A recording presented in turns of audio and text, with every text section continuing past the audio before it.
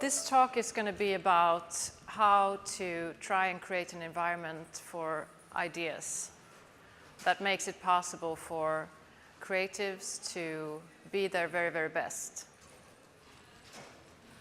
And my name is Anna Qvennerstedt, or Anna Qvennerstedt, as Rob Riley said yesterday when he introduced me onto the stage of the One Show.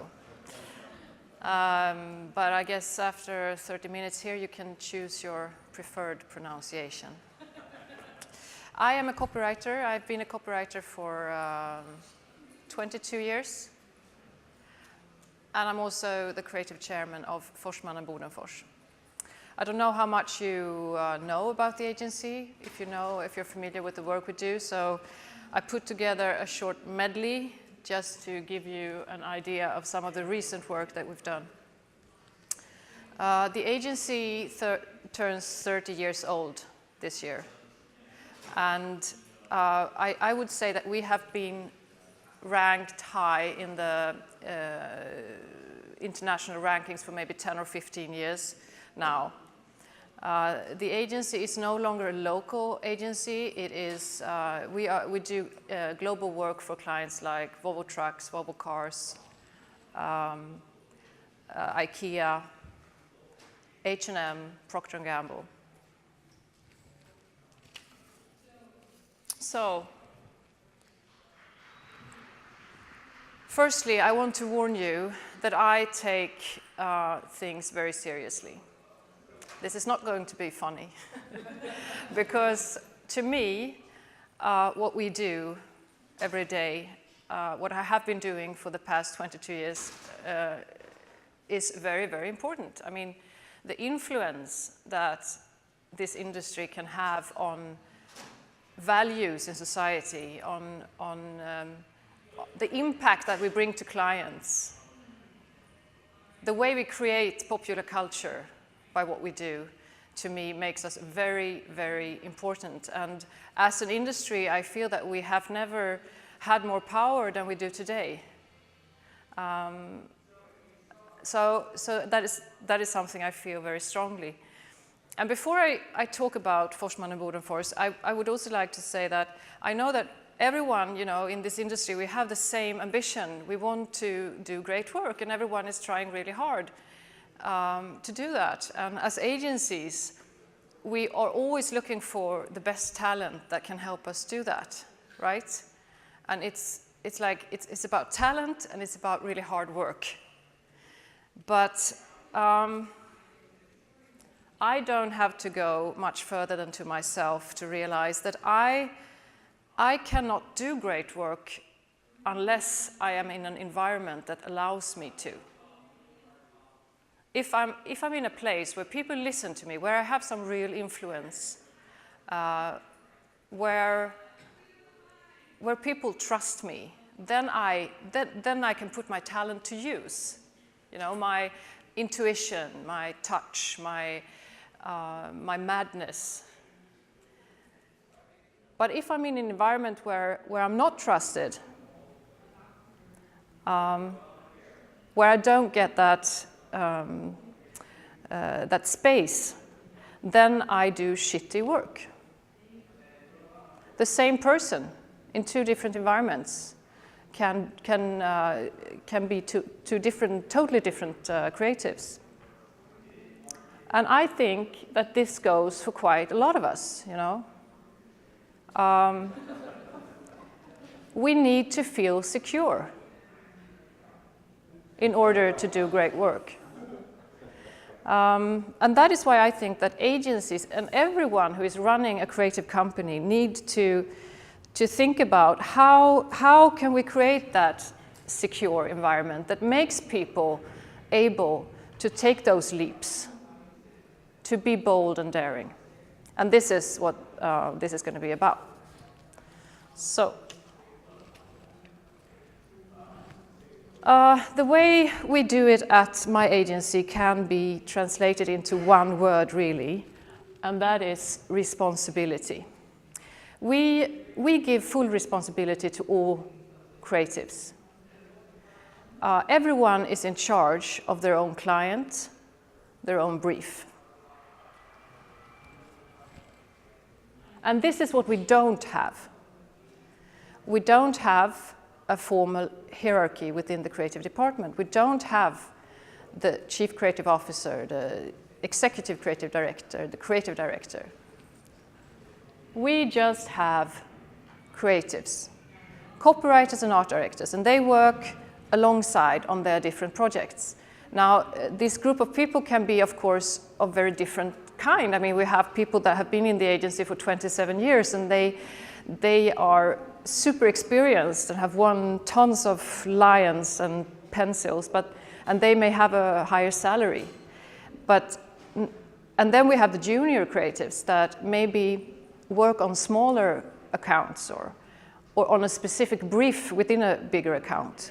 But no one decides over anyone. Everyone is in charge of their own work.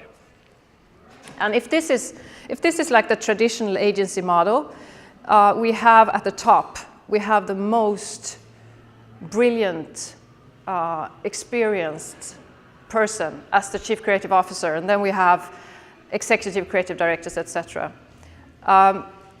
The people at the top spend quite a little time coming up with ideas, right? The thing that they are known to do very well, they don't do that much. They review things that people at the bottom, the creatives, are doing.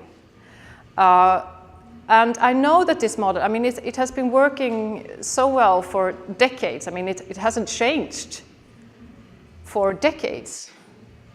And it's working, I know, very well for many. But for us, we've noticed that it's better upside down. At the top of our organization, we have the teams that work with their clients, and they run their own business pretty much as if they were small enterprises, you know. And the teams consist of, well, a creative team of 2 people, an account director, a planner sometimes, and it's a group of 3, 4, 5 people. And below in the organization will be all the supporting functions, like designers or social media strategists or music supervisors or finance. And in the very bottom is our CEO. And me, I guess, in my capacity of chairman. And no one really calls for us unless there is a huge problem somewhere, because in the day-to-day business, everything takes care of itself. There is no management needed, right? So the whole organization it doesn't need much management at all. And in what we have with the creative teams up there, they do the whole thing. They pick up the brief. They do the planning, the research, the strategy. They come up with the concept, the ideas. They present to the client. They produce. They do it all.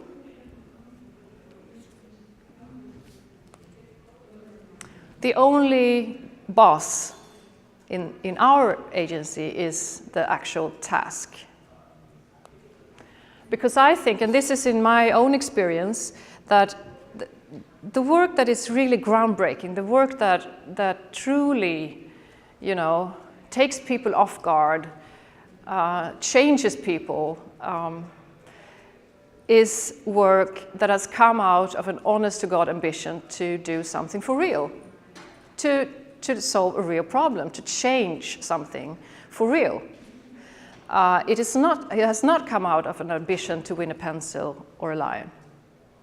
And I think that if we can have creative people focus like 100% on the problem they have before them and how to solve it and what to do, like they were nerding down like scientists, you know.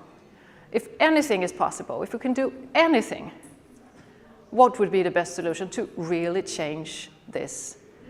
And to me, Droga 5 was such a huge inspiration, and the way already from the beginning did campaigns that there was so much about solving problems, and that was so inspirational for me, like the campaign, the Big Schlep campaign, for example.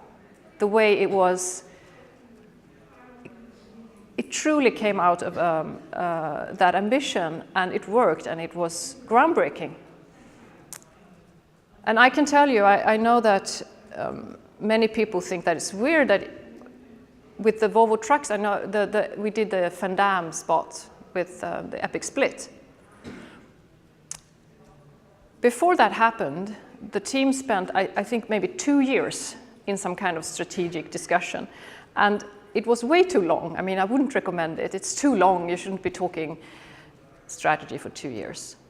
It's not a recommendation, but at least it was a group of people that truly wanted to find the right solution for the problem. And the solution was the live test series and ultimately the Van Damme spot.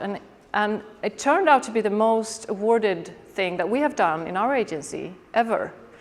And I am confident that that wouldn't have happened if the ambition had been more like winning an award.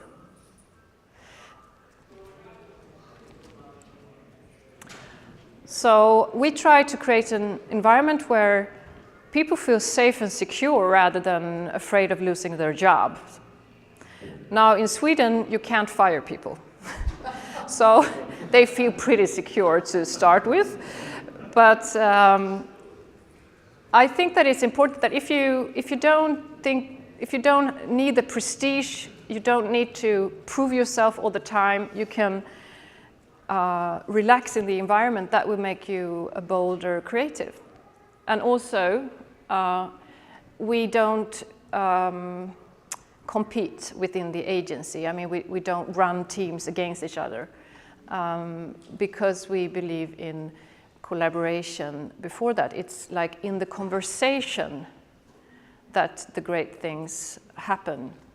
And I will tell you a little about that, because that is what everyone wants to know. I mean, how does it work in reality? How can you make sure that the work is good enough if you don't have a creative director? Who is filtering the work? And this is a question, a very relevant question, and it has several answers, really, because it's important to know that the team is responsible. I mean, it's the team that decides. And as I said, the team is a small team. I don't think these are a lot of people, but our teams are smaller, and I don't think it would have worked if the team was 18 people. It would be hard to decide on something, right? But we are 3, 4, 5 people, and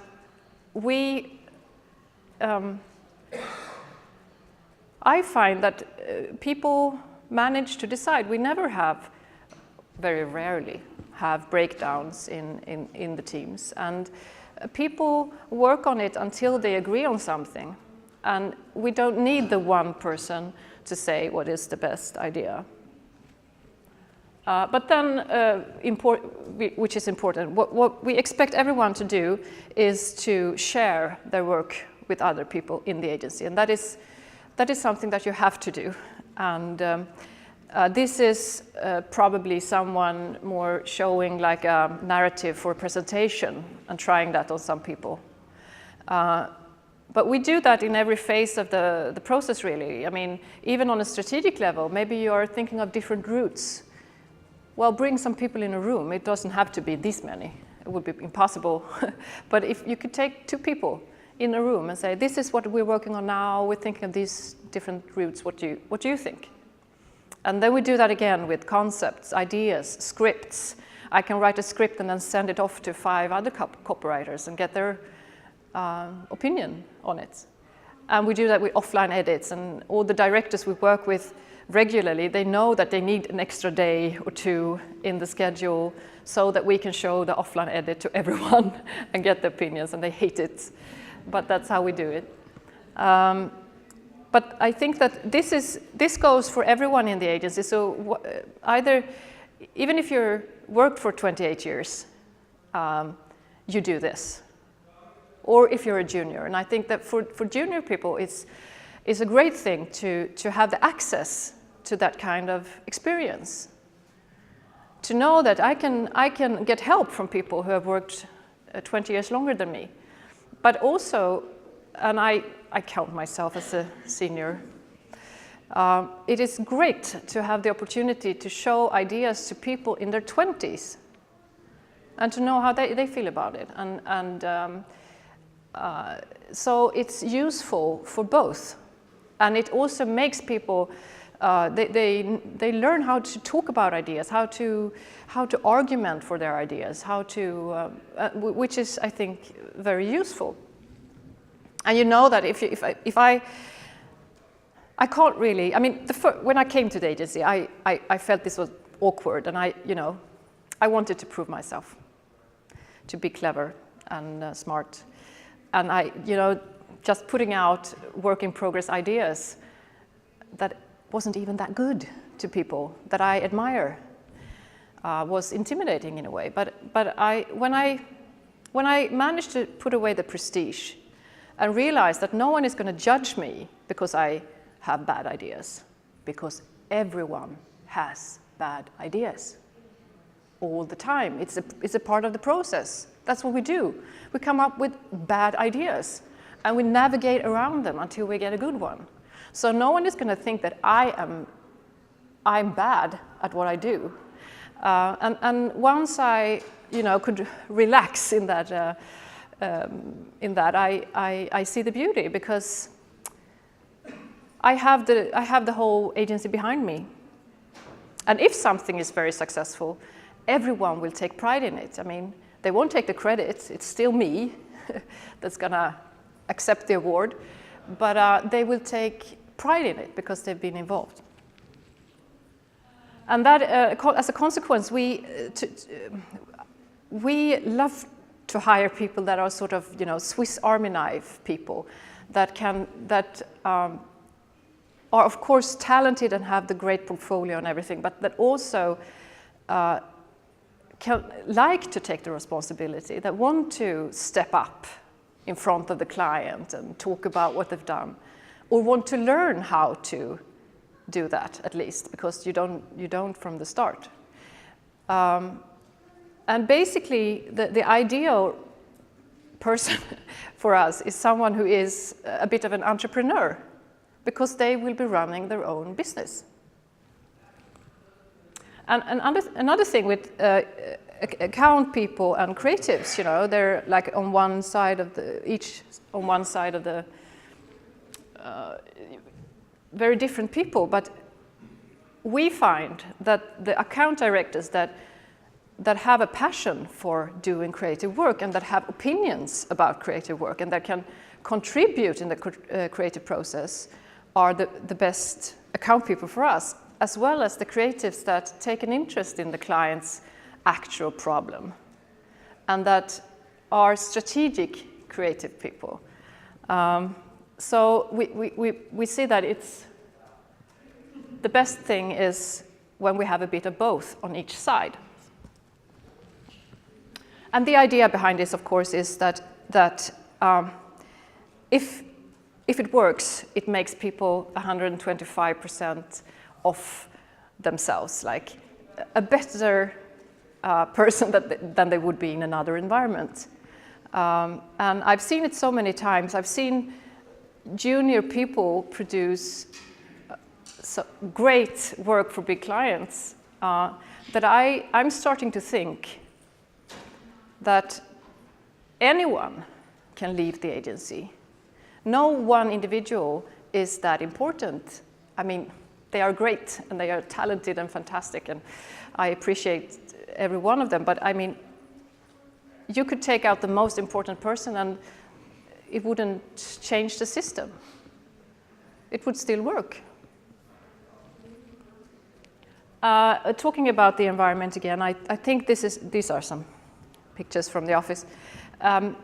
I think also it's important to have a nice environment. And we try to be nice. We're nice about, having to pick up your kid after school and go a bit early. There's no one staying in the office just to impress someone, at least. Because we know that people, they are so dedicated to what they do. They own their projects. I mean, it's up to them, and they are going to do what it takes. If there is a big presentation, they are going to be there. And they are going to pick up their computer when they come home and when their kid have gone to sleep and keep working from home. So I think it's important to also be humanistic about the way you treat people. And for Forsman and Bodefors, it's like this balance between the humanistic side, which is definitely there, and also the elitistic side, which is definitely there, because everyone wants to be best. So you couldn't really have one without the other. We have in the agency around 60 creatives, 40 clients, and we produce around 200 campaigns a year. And when you think of it, knowing that like in the Volvo Trucks team, for example, there are only 4 creative people all together doing everything. So it is like a very lean machine. It's a lot of work. Everyone gets to produce work all the time. You can't really have a year where nothing is published. And I thought, I'm running towards the end of this, and I thought I'd show you some of the most recent work we've done. I guess I feel I have to, because just these theories are not much worth, I guess, if it doesn't also end up in some kind of ideas that we like. So I'm going to show you 3 different things. And I'm not going to talk a lot about it. I'm not going to bore you with any case studies here. I will start with H&M. And this is the first project we did for H&M. It is a global campaign. It has been, what should I say, a beautiful challenge to try and get some humanity and diversity into a fashion world. And all the people in this film that you're going to see are actually, no one is a model, which is unusual for H&M. These are people that all represent themselves.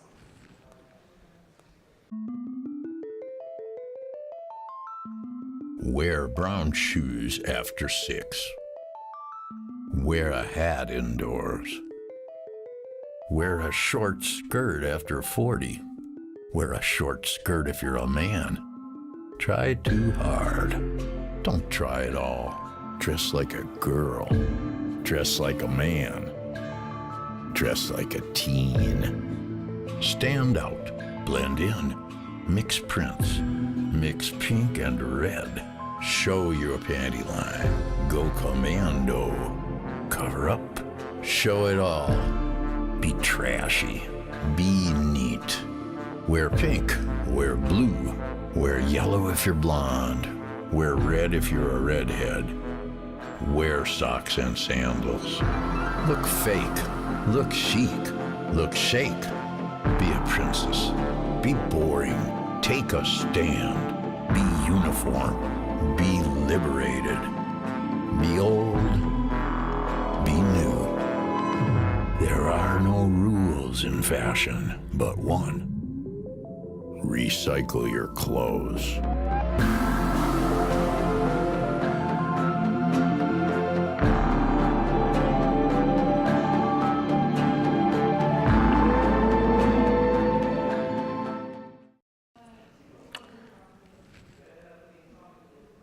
And I'm going to show you also the latest piece we've done for Volvo Trucks, a campaign that won a gold pencil last night. We're very happy about that.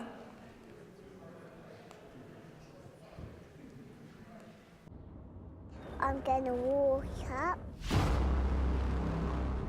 then I stop there, then I drive it. Left and right, back and forward.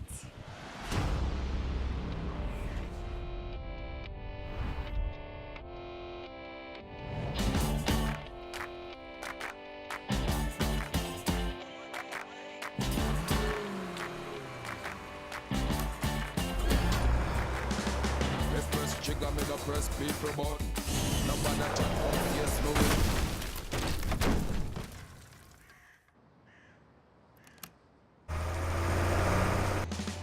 Like only have 22 in a me son. Then I feel so forget the next dozen fool. Chat come face me. Then I feel so forget the next dozen fool. Anytime you're ready, put now we see start war. See what the face when it don't get on the style is the bomb, the dang, diggy, diggy. Play with the bomb, the dang, diggy, diggy. My style is the bomb, the dang, diggy, diggy.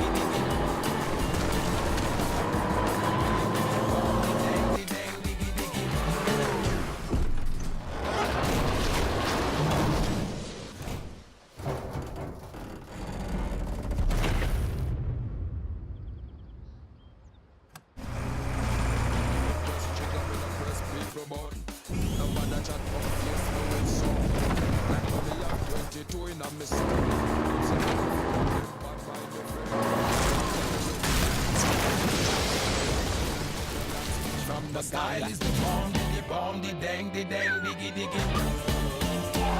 I wouldn't want no play with the bomb, the dang, diggy, diggy. My style is the bomb, the dang, diggy, diggy. I wouldn't want no play with the bomb, the dang, diggy, diggy. My style is the bomb, the dang, diggy, diggy. Yeah. Thanks. So the last thing I'm going to show you is a campaign we've done for a Chinese skincare brand called SK2. It's a Procter & Gamble brand in China, and they have worked with the tagline "Change Destiny" for a long time, which is well known in China, and referring to the skin destiny, like how do you change that? Now they wanted to make it into a wider interpretation. So, and this is, I think that this case pretty much sums it up in a good way, because this is an example of, this is a pretty junior team that has done this thing. 4 people, 4 women actually, who have, they are all pretty young, and they have done this from the very start to the end without any direction. 不是小孩子了，把自己嫁出去，你一天不结婚，父亲就不死。不要任性。可怜天下父母心啊！挑来挑去的。哪个不合适？到个年龄就应该结说婚。你现在已经是剩女了。剩女这个词给人的感觉就是剩下来的女人。给我的感觉就是说，其实好像25岁以后还不结婚就是剩女了。可能会被别人说，或者被家人催，或者有些社会的压力吧。所以过年回家是压力最大的，因为全部人都会在问你，你都多大了，还没结婚呢？你年龄也不小啦。他们就可能觉得，就是在中国这个社会，就是一定要结婚，那才是一个完整的女人。你还在城外的感觉。以前拉着对象，那就人家已经结婚了。我个人认为，我不太喜欢人民广场的相亲角，然后可能都是父母，然后拿了一个女儿或者儿子的介绍，然后放在那边。收入啊，工作是什么样子的？有没有房子？有没有车子？挂个招商启事给卖出去是那种。中华儿女嘛，就是孝为当先，因为他反正就不结婚肯定是就是不孝的一种。以前我总认为我的女儿肯定性格好嘛，人也不是长得太漂亮，一般嘛，所以到现在还是生下来了。渴望真爱，对我还是很渴望爱情的。赶快把它解决好了算了，你不要太残忍了，对吗？也许想要放弃找个自己喜欢的、适合的也挺好。你说要真正找不着，也是我们老两口一个心病。可能这方面我比较自私，我想跟他说对不起。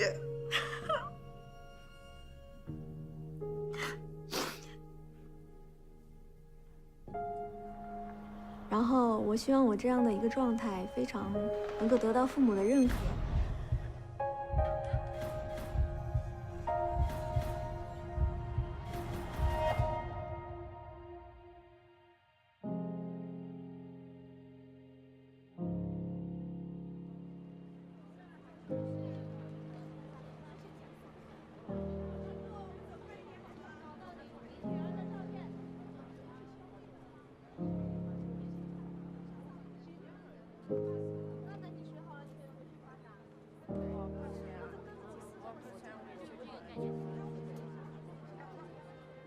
我就算一个人，就是幸福、快乐、自信的，然后好好过。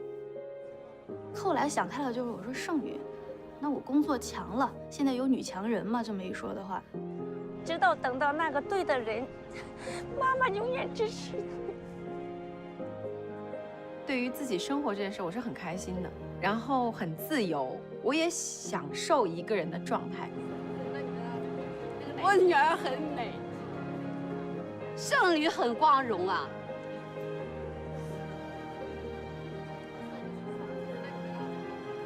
独立人也应该活得很精彩的，这就是我想。他如果觉得单身的也蛮好，我们还是会尊重他的。是优秀的女孩啊，盛兰要努力呀。自信，独立，热爱生活，不错的一位女性。